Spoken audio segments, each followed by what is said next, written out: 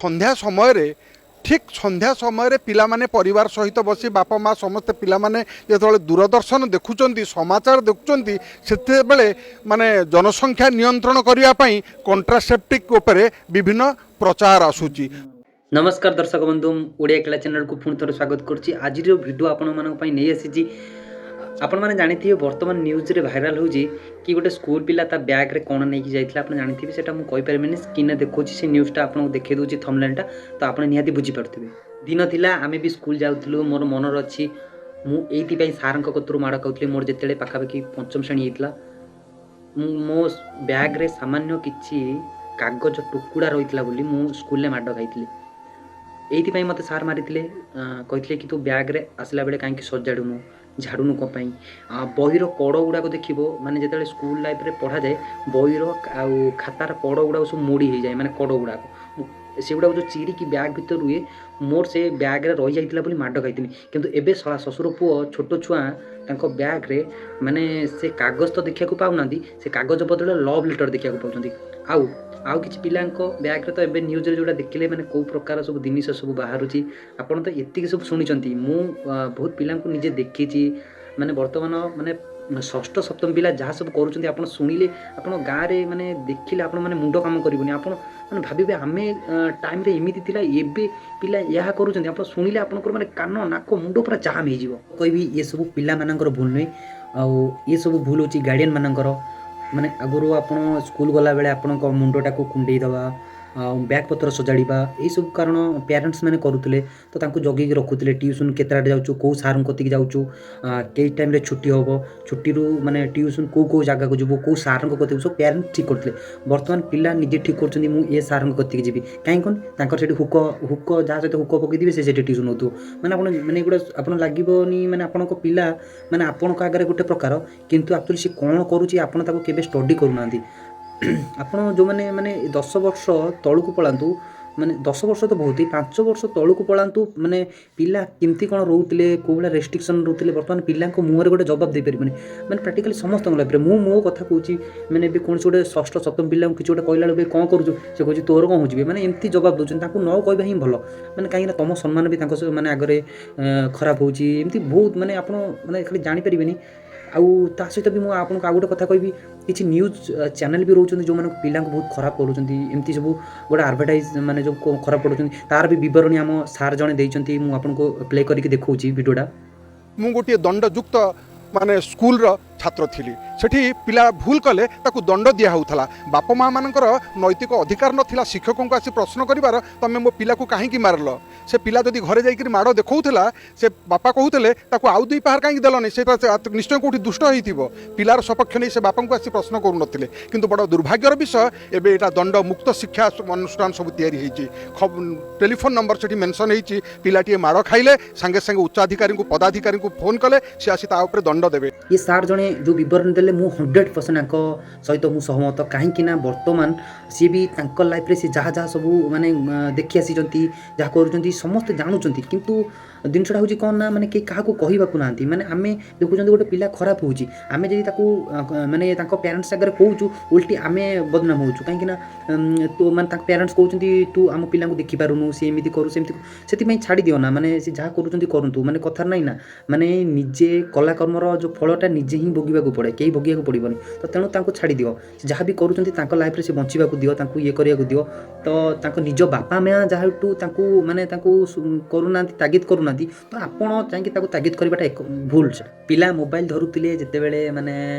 metric गला +2 +3 तापर mobile धरवा गोटे स्वप्न हो जाता माने मोबाइल ये बर्तमान माने आप जानी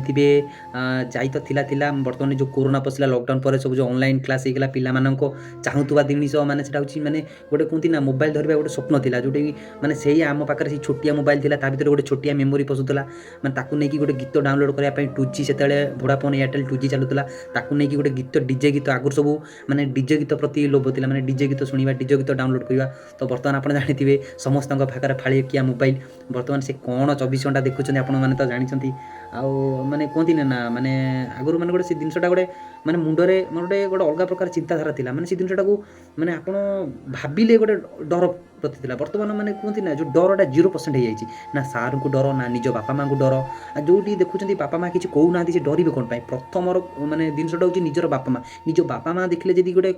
ଅଲଗା ରାସ୍ତାକୁ ପଳେଇଲେ ତ ପିଲା ଅବଭିୟସଲି ଖରାପ ତ ହେବ ନା ନାହିଁ ବର୍ତ୍ତମାନ ଯେଉଁ ନ୍ୟୁଜ୍ ତ ବାହାରୁଛି ଜାଣିଥିବ ଓଡ଼ିଶାରେ ବର୍ତ୍ତମାନ ଓଡ଼ିଆ ନ୍ୟୁଜ୍ ସ୍ପେଶିଆଲି ଓଡ଼ିଶାରେ କିଏ କାହା ସ୍ତ୍ରୀକୁ ନେଇକି ପଳେଇଲାଣି ଆଉ କିଏ ମାମୁଁ ଭାଣିଜୀର ସମ୍ପର୍କ ମାନେ ଏମିତି ଆପଣ ନିହାତି ସେଗୁଡ଼ା ଜାଣିଥିବେ ମୁଁ କହିବାକୁ ମାନେ ଖରାପ ଲାଗୁଛି ମାନେ ଏମିତି ଆସୁଛି ନ୍ୟୁଜ୍ ସବୁ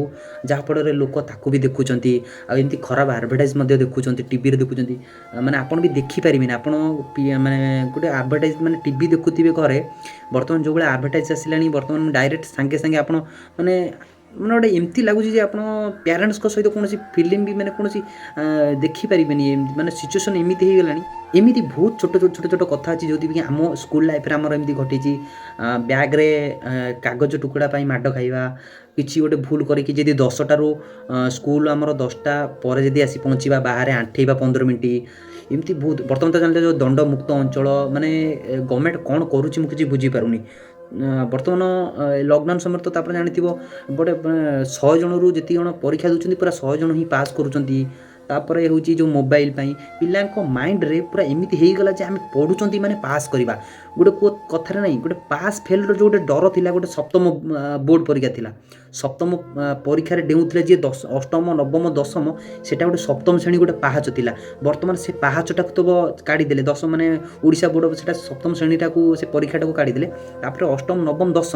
ଦଶମ ଶ୍ରେଣୀ ଗୋଟେ ମାମୁଲି ପରୀକ୍ଷା ହେଇଯାଇଛି ଆପଣ ଯାହାକୁ ନାହିଁ ପରୀକ୍ଷା ଯିଏ ଯାଉନି ସ୍କୁଲ ଯିଏ ମୂଳରୁ ଟ୍ୟୁସନ୍ ଯାଉନି କିଛି ସବଜେକ୍ଟ କେତେଟା ଅଛି ଜାଣିନି ସିଏ ମଧ୍ୟ ପାସ୍ କରିଯାଉଛି ମାନେ ଆମ ଓଡ଼ିଶାର ଏମିତି ଶିକ୍ଷା ବ୍ୟବସ୍ଥା ଏତେ ହୁଗୁଳି ଯାଇଛି ଆପଣ ଶୁଣିଲେ ମଧ୍ୟ ଆଶ୍ଚର୍ଯ୍ୟ ହେଇଯିବେ ଖାଲି ତା ଗୋଟେ ପିଲାଟିର ବ୍ୟାଗ୍ରୁ ବାହାରିଲା ବୋଲି ଆଜି ନ୍ୟୁଜ୍ରେ ହେଲା ସମସ୍ତେ ଟିପ୍ପଣୀ ଦେଉଛନ୍ତି ଏମିତି ସେମିତି ଏମିତି ଟିପ୍ପଣୀ ଦେଉଛନ୍ତି ମୁଁ ମଧ୍ୟ ଦେଉଛି ଆପଣ ବି ବ୍ୟାଡ୍ କମେଣ୍ଟ କରିପାରନ୍ତି ସେଇଟା ମୋର କିଛି କହିବାର ନାହିଁ ବର୍ତ୍ତମାନ ଜିନିଷଟା ହେଉଛି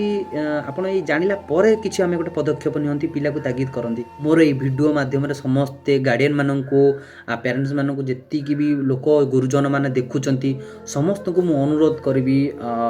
ଦେଖନ୍ତୁ ଆପଣଙ୍କ ଛୁଆକୁ କୌଣସି ବର୍ତ୍ତମାନ ତ ସବୁ ଅଫଲାଇନ୍ ଟ୍ୟୁସନ୍ ସ୍କୁଲ ସବୁ ହେଉଛି ତ ଆପଣ ମୋବାଇଲଟା ଏତେ ଜରୁରୀ ନୁହେଁ ବର୍ତ୍ତମାନ ଆଗରୁ ଗୋଟେ ସାଙ୍ଗ ଯଦି ଟ୍ୟୁସନ୍ ଯାଉଥିଲେ ସ୍କୁଲ ଯାଉଥିଲେ ମାନେ ଆମ ଦାଣ୍ଡ ପଟରୁ ରହିକି ଡାକ ପକାଉଥିଲେ ବେ ସ୍କୁଲ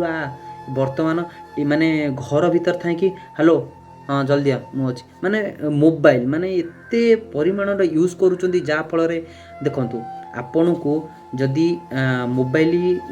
24 ଘଣ୍ଟା ଭିତରୁ 5 ମିନିଟ୍ ପାଇଁ ଦିଆହେବ ନିହାତି 5 ମିନିଟ୍ରେ ଆପଣ କୌଣସି ଗୋଟେ ଭଲ ଜିନିଷ କରିବେ ଯଦି ମୋବାଇଲ ଆପଣଙ୍କୁ 24 ଘଣ୍ଟା ଦିଆହେବ ତା ଭିତରୁ ଘଣ୍ଟିଏ ଭଲ କରିବେ ଆଉ ବାକି ସମୟ ଖରାପରେ ଯିବ ତ ସେଥିପାଇଁ କହୁଛି ଯେତେ ଆପଣ ପିଲାମାନଙ୍କୁ ମୋବାଇଲ କମ୍ ବ୍ୟବହାର କରିବା ପାଇଁ ଦେବେ ସେତେ ଆପଣଙ୍କ ପିଲାମାନଙ୍କ ପାଇଁ ଭବିଷ୍ୟତ ସେତେ ଭଲ ହେବ ତ ଆଶା କରୁଛି ଆପଣଙ୍କୁ ଭିଡ଼ିଓ ଭଲ ଲାଗିଥିବ ଯେଉଁମାନେ ଖରାପ ଲାଗୁଛି ତ ତାଙ୍କୁ ମୁଁ କ୍ଷମା ମାଗୁଛି ତ ଏଇଟା ଯେଉଁ